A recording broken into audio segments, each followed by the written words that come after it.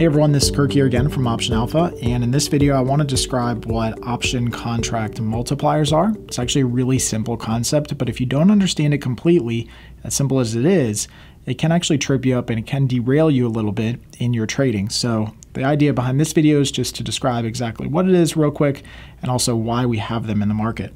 So the first thing we have to do is we have to understand why we have these contract multipliers attached to option contracts, whether it's call options or whether it's put options that control a certain number of shares.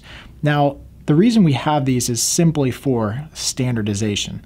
And if we have standard contracts, it's much easier to clear contracts, it's much easier to price contracts, and to use contracts across multiple exchanges. Imagine, for example, if one call option contract controlled 52 shares of stock, and then another option contract that was out there, so a different call option or a different put option, controlled 38 shares of stock. It becomes really confusing when you start having to try to clear these transactions or understand them. Believe me, options are complex in and of themselves. We don't need an extra layer of complexity. So what ends up happening is actually one option contract, whether it's a call option or a put option, effectively controls 100 shares of stock. And this is the most standard way that option contract multipliers work. And this is typically what you will see in your brokerage platform.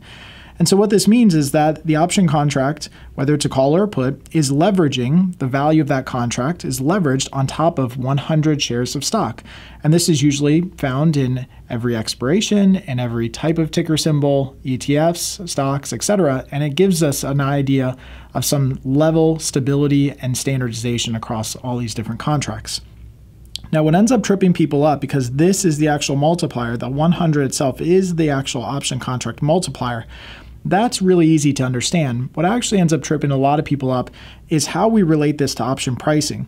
So when we actually see an option priced in a brokerage platform, say a long call option in Apple or any other option contract you're looking at, the actual option price will be priced at something like this, $2.50. And that's the actual price that you'll see in your brokerage platform is 2.50. And what's really confusing is many people look at that and they assume that the option contract initially is $2.50. And wouldn't it be nice if they actually were that cheap? But this is actually because the option contracts are priced on a per share basis. So when you see an option price, what you should be thinking of is the per share price of that contract.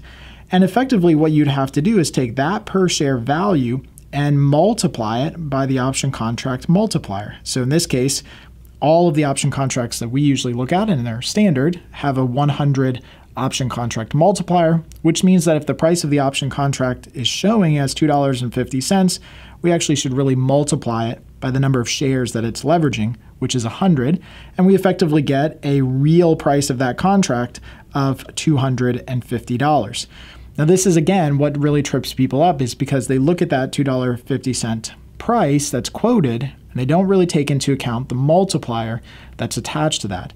So to give you another example, if another option contract, for example, is priced at 0.38, that doesn't mean that it's 38 cents. It actually means that it's 38 cents per share of the multiplier, which means that the true value or price of that contract is $38.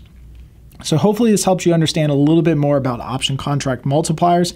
It's really not that more complex than this, just understanding that most option contracts, pretty much all option contracts now, control 100 shares of stock. There are some that are out there that control a smaller amount of shares of stock. These mini contracts that used to be really popular, they're kind of falling off the wayside a little bit here. But there are contracts that do control a different multiplier. So for most of the trading that you do, though, you will find that the option contract multiplier is 100. And again, that just means that it's controlling 100 shares and that you have to be cognizant of that when you are going to price your option. So hopefully this helps out. As always, if you guys have any questions or have any comments, just add them right below this video. We'll make sure we get back to you. And until next time, happy trading.